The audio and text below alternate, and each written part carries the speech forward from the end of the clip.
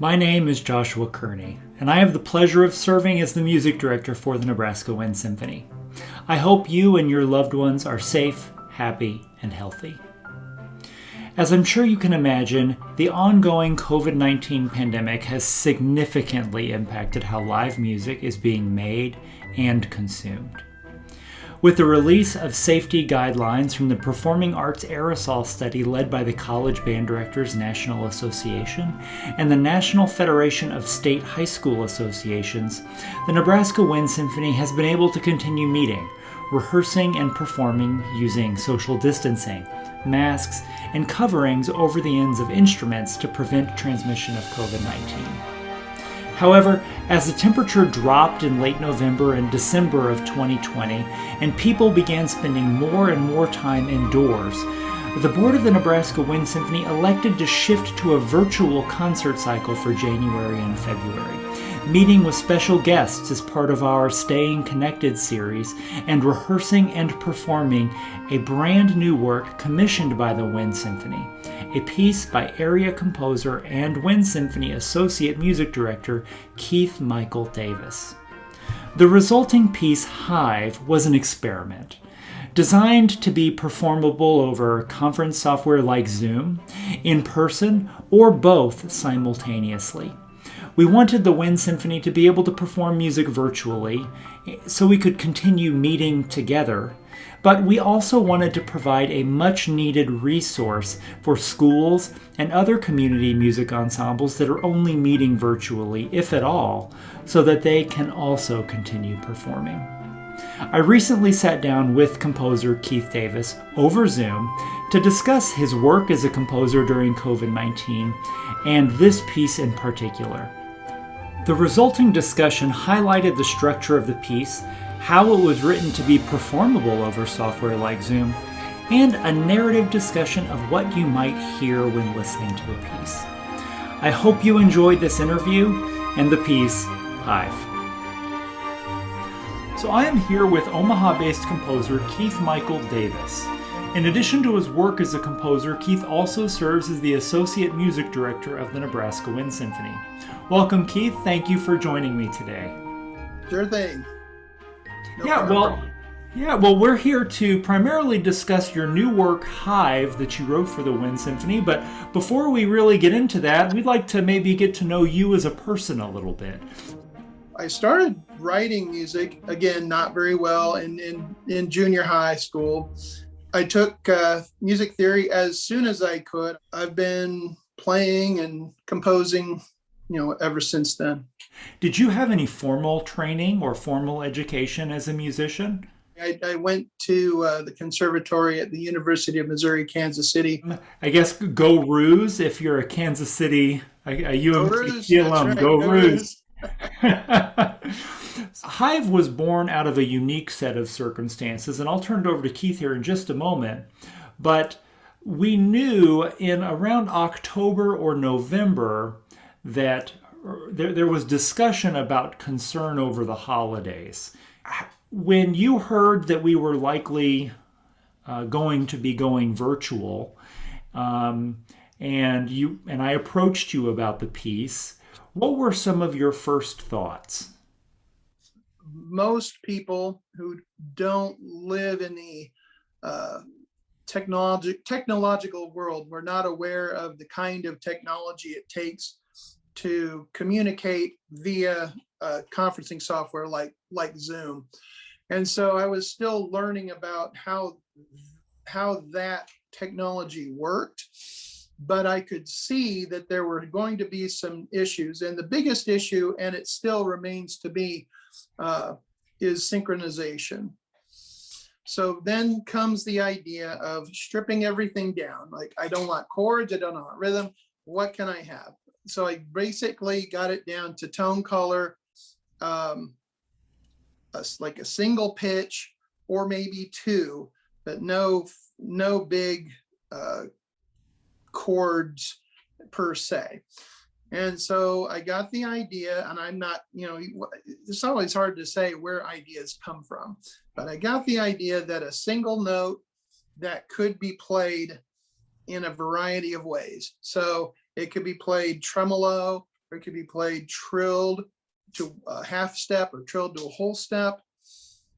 And at some point that kind of reminded me of the sound of a hive of bees. And that's where the starting point was I would have these little, it didn't matter how many people would play, it would have to be more than one, but it wouldn't matter. The size of the group could be as big as you have, or as small as maybe 8.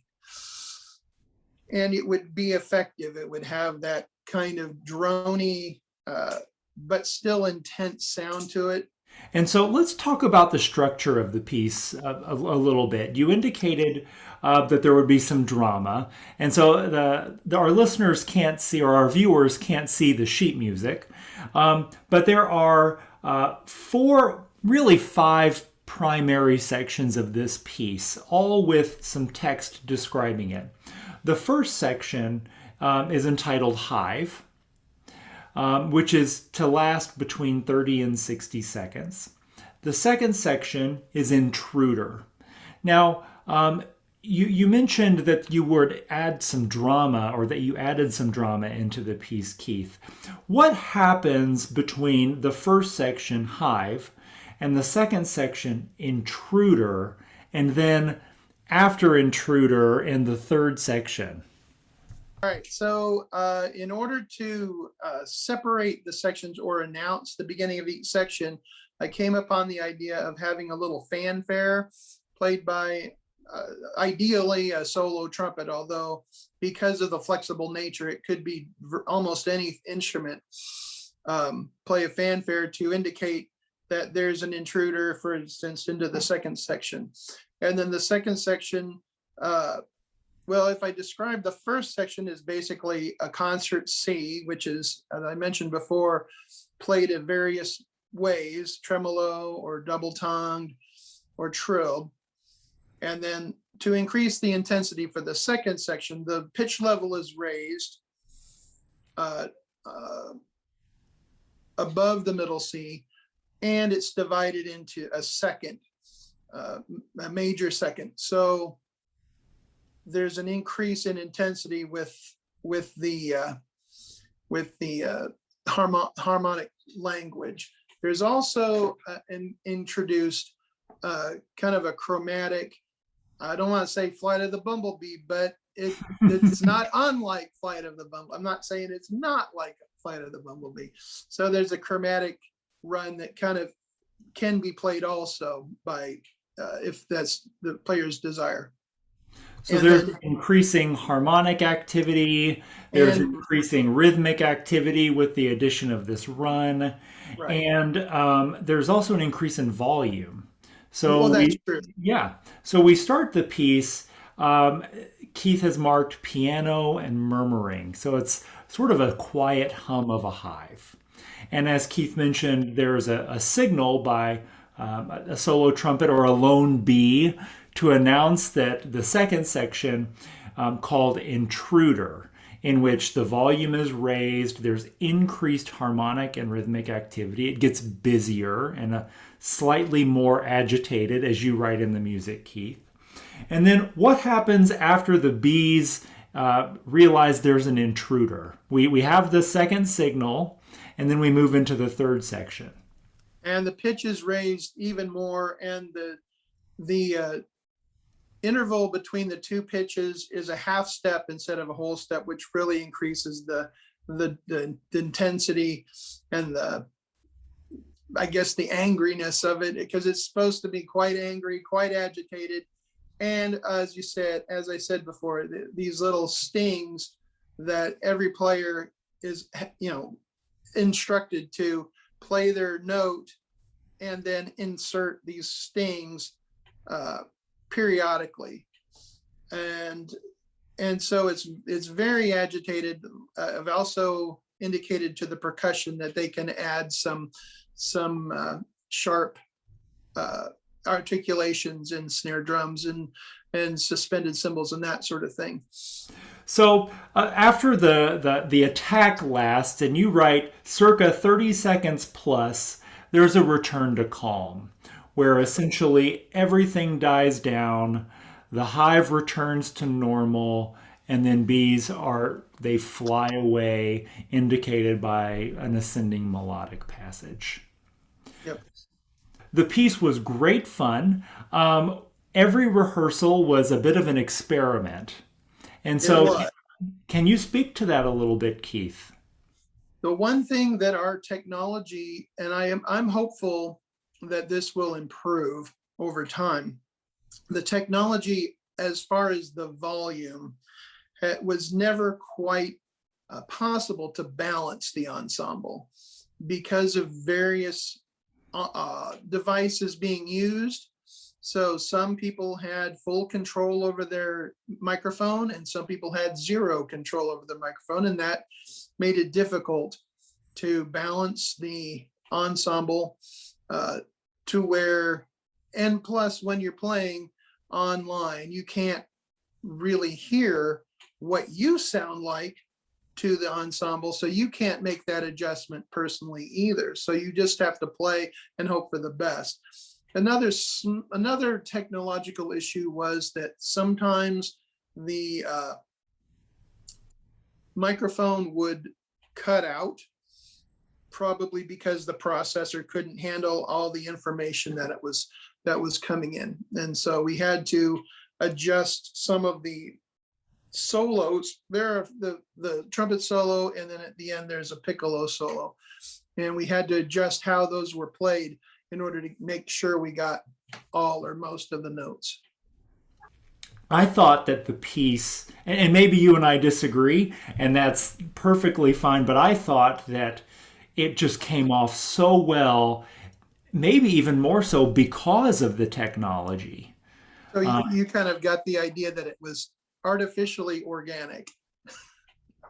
Sure, yeah. I think it worked really well, particularly considering that this was all an experiment, Yep. to make sure that we could all continue playing and making music together safely. Um, and especially since this was commissioned in October or November, we had no idea what was going to be in store for us 2 months later when we would actually be performing it. As a community band, the Nebraska Wind Symphony, there is a community component to it. And being able to provide some sort of resources for our community and bettering our community, whether that's our immediate geographical community or if it's the community of people like the Nebraska Wind Symphony all around the country that might not have been able to keep playing.